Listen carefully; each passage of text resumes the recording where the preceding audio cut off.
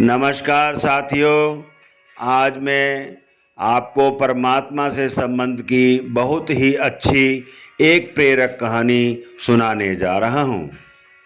एक बार एक पंडित जी ने एक दुकानदार के पास 500 रुपये रख दिए। उन्होंने सोचा कि जब मेरी बेटी की शादी होगी तो मैं ये पैसा ले लूँगा।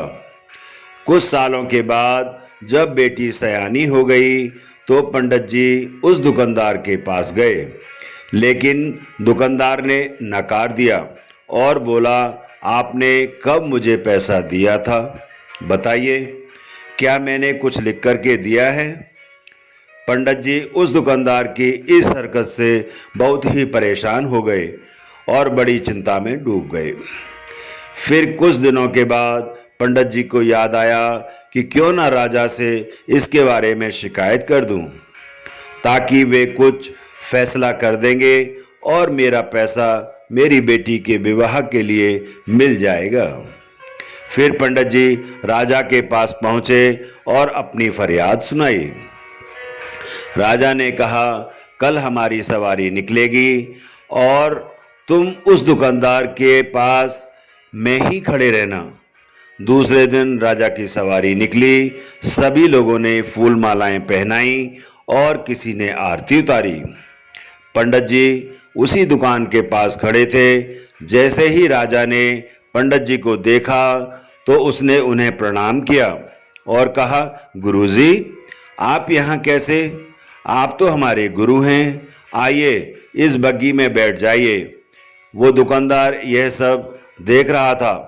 उसने भी आरती उतारी और राजा की सवारी आगे बढ़ गई। थोड़ी दूर चलने के बाद राजा ने पंडित को बग्गी से नीचे उतार दिया और कहा, पंडित जी, हमने अपना काम कर दिया है, अब आगे आपका भाग्य। उधर वो दुकानदार यह सब देखकर हैरान था कि पंडित जी की तो राजा के साथ बहुत ही अच्छी साठगांठ है, कहीं मेरा कबाड़ा ही ना कर दे। दुकानदार ने तत्काल मुनीम जी को पंडित जी को ढूंढकर लाने को कहा। पंडित जी एक पेड़ के नीचे बैठकर कुछ विचार विमर्श कर रहे थे। मुनीम जी बड़े ही आदर के साथ में उन्हें अपने साथ ले आए।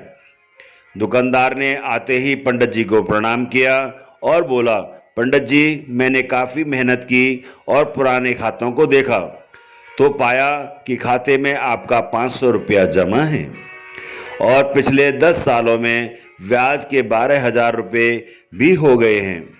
पंडित जी, आपकी बेटी भी तो मेरी बेटी जैसी ही है, अतः 1,000 रुपये आप मेरी तरफ से ले जाइए और उसे बेटी की शादी में लगा दीजिए।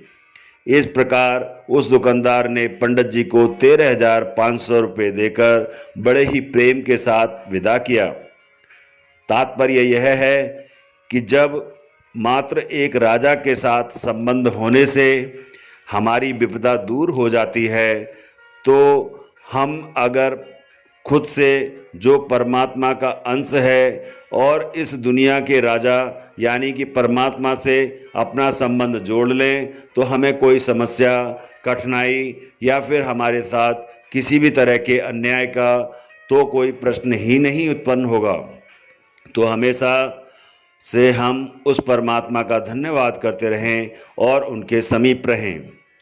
यदि ये कहानी पसंद आए तो हमें कमेंट बॉक्स में ज़रूर लिखें और हमारे चैनल को सब्सक्राइब करें।